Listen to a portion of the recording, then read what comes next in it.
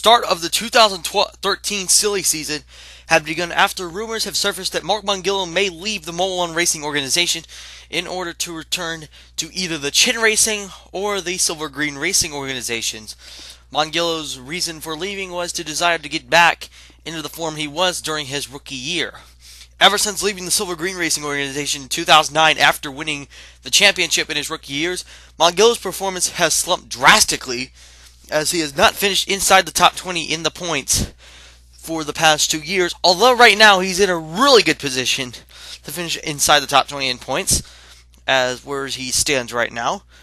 But that was one part of the news. For that, another is that Silver Green Racing will also adjust to their lineup for the 2013 season, as Michael Scott, Roger Sweeney, the team owner, was not pleased with the performances, especially notable by Cody Weick, who Weick has had a horrendous 2012 campaign after finishing 5th in the 2011 campaign. There should be major driver shifting going on, and there is speculation that if Ethan Littinger can finish inside the top 15 in points during the Gatorade Series season, he could be brought up to be one of the 2013 Conway Freight Rookie of the Year contenders. And now we're going to head over to the race here for the 2.5-mile event here at Pocono, carried over by Kendall Johnson.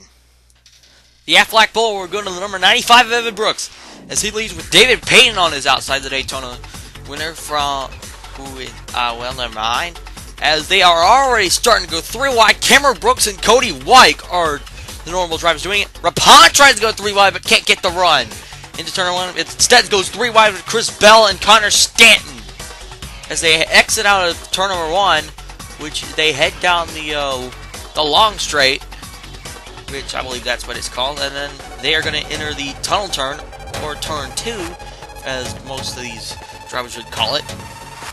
Now they come off into the short suit, which this is a shorter track to the shorter than the long straight, but here they come around turn number 3, which is as they head out of turn number 2, as they exit out turn number 3, as we head to the front stretch there. First caution comes out. This was not the first caution.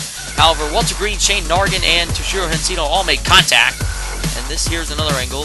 39 pushes up into the 32. The 32 gets turned into the wall, and Hensito gets collected along for the ride. This was not the reason for the caution. Say that. And then here is, as we head to the next slide, this is what caused the caution. Ryan Keels and James Wilson Jr. came down. The 28 of Matt Campbell and Shane Harden goes up. Oh my. A hard hit for the 28, and he gets hit a lot worse from the 4 and from the 4 Carter Pavis. That did not look like a good crash. And there you see Toshiro Hensito are having problems. Let's take a look at it from another angle. As they head down the backstretch. This is on the first lap. Harden and Hamlin go in. Hamlin goes in head on. God, that does not look like a good hit on the 28 of Hamlin. Which Hamlin, he did have a bad crash in Talladega, but this is just a lot worse than that Talladega crash. There you see Walter Green and Cito having contact. And then here's another angle.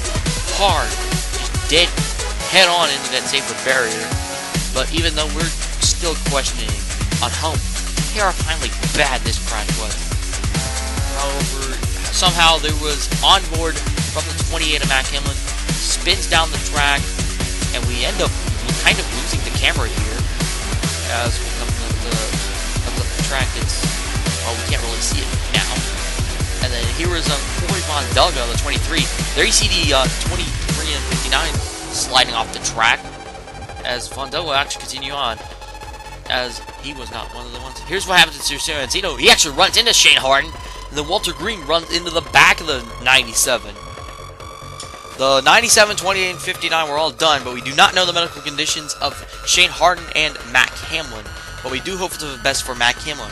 Evan Brooks led on the restart on lap 5, as looks like the 6 of Scott Harper is in second. Third is David Payton, Chris Bell in fourth, and Chandler Blake in fifth. No, actually it is Payton second, Harper third, Rapon fourth, and Bell fifth.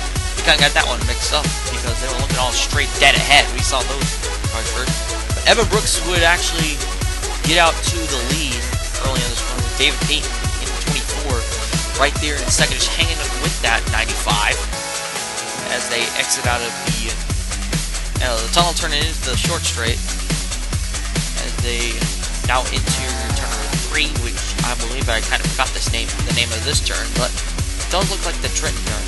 The turn you see kind of at Trenton sort of. But then you jump down the back, come down the front stretch, cross the line for lap number 7. There you see Evan Brooks and David Payton. They all pulled away from the rest of the field, as the pond is actually leading that group, as the 95 and 24.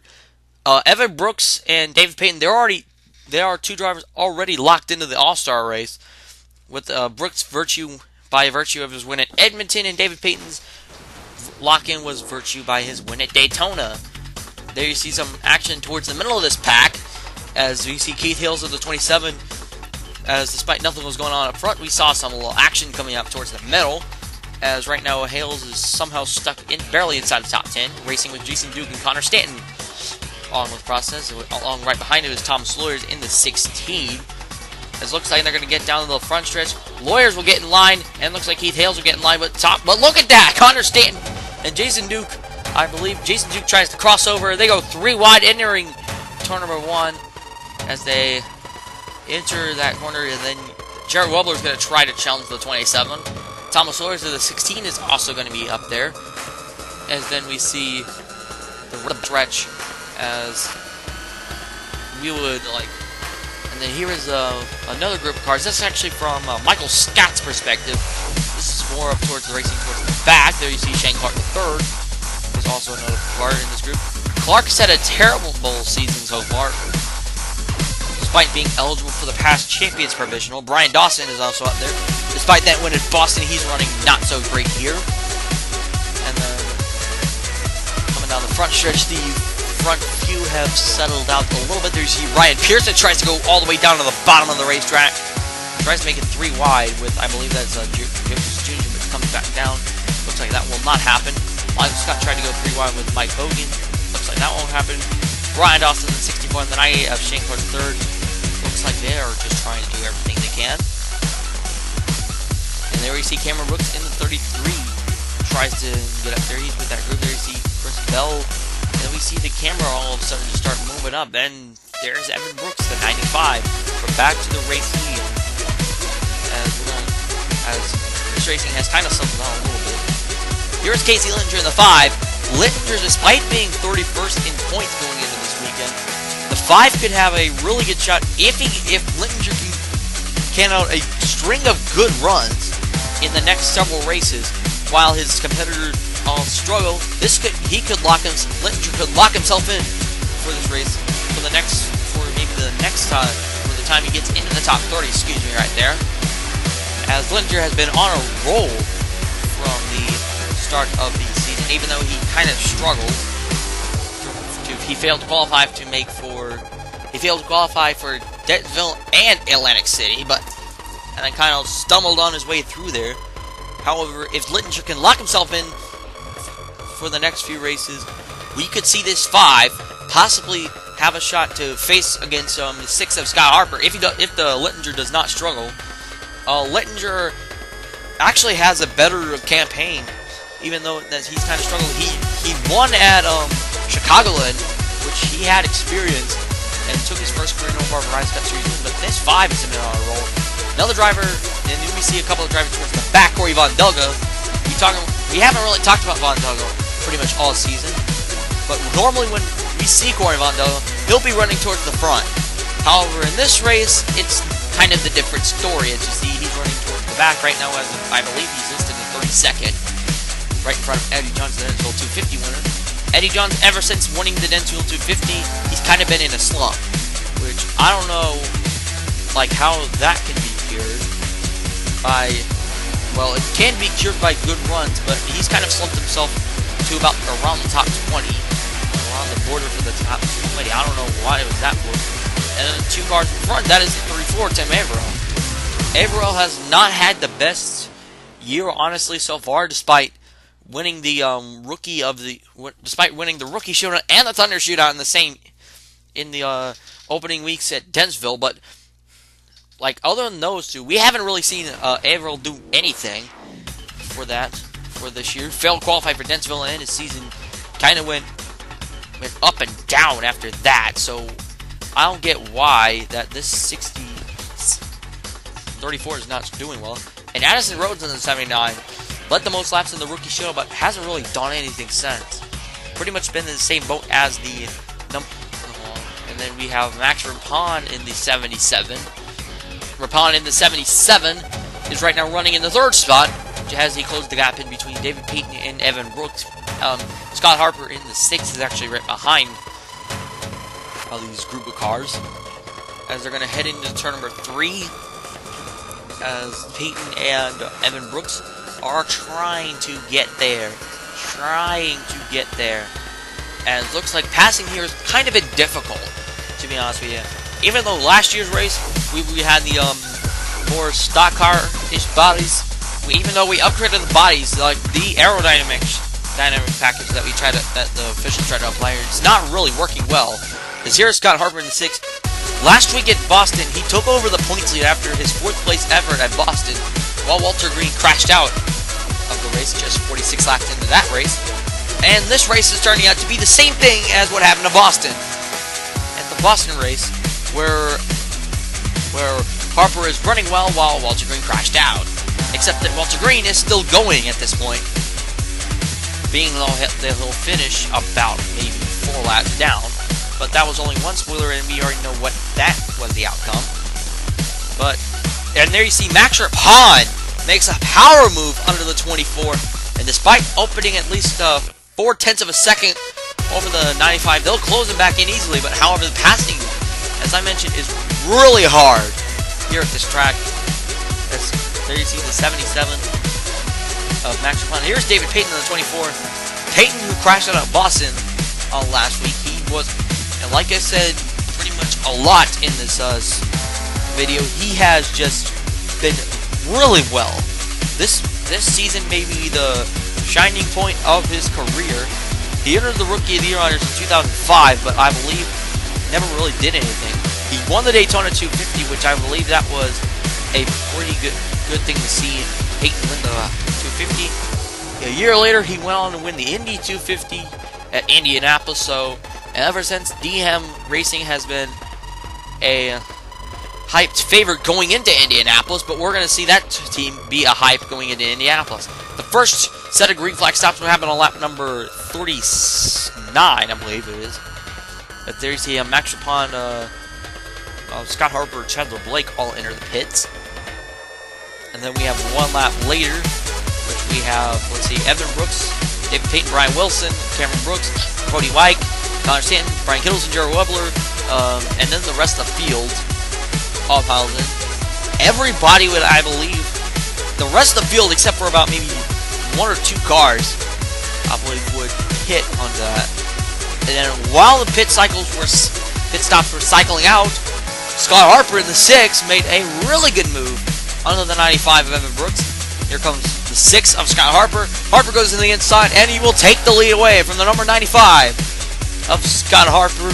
As here he comes out of turn number 3, excuse me, and he will take the lead away from the 95 of Scott Harper. So it looks like Harper will actually try to prove that he can be untouchable, but I kind of have a feeling that there's going to be a problem. There's a cycle of steps that was actually totally forgot it. It was there you see Chris Bell exiting the track. That is your top 10. Let's say it was like that. There you see Max Rapon in the 77 was the loser in that stop, but Scott Harper only had the lead for a little while because David Payton decided to spoil the fun and take the lead away from the number 6 of Scott Harper. So Payton in the 24 tries to go to the inside, and looks like he will successfully complete the pass around the 6 of Scott Harper, and looks like the 24 will take the lead. As Brian Wilson is trying to challenge Evan Brooks. The race would continue going the same thing, but however, our next second set of stops would happen on lap 71, which we've had pretty much nothing go on. It's almost like an Edmonton type race, except in a more or less dramatic way. David Payton would lead the stops in. As the cycle stop rounded out, Casey Littinger and Chris Bell stayed at, I believe, only took 2 tires, I believe it was. Only took fuel And these two ended up being the leaders. However, the only problem is these two would not lead for long. As you're going to see in a moment, you're going to see Chris Belt actually close in. This is actually the battle for the lead at this point. But moments later, Peyton would get around the 38. And now David Payton would get around the 5 of Casey Littinger. And looks like car 24 of David Payton can score his second win in the last 3 races. And I believe the last time that a driver has won 2 races in a row or 2 races in the last 3, Chandler Blake in 2010, where he won back-to-back races. Payton could have gone back-to-back at Boston, but couldn't do so. And there you see Chris Bell in the 38 tries to go into the inside of Littinger, but can't do it. But honestly, I believe that was teamwork, so Littinger would not hold up the 24 and Payton could set away. This is going to be a really close battle. Harper tries to get there, but there you see the white flag come out. So, and I believe passing has been difficult, so unless Harper can try at least a Hail Mary, there is going to be no shot that Harper will actually get this victory.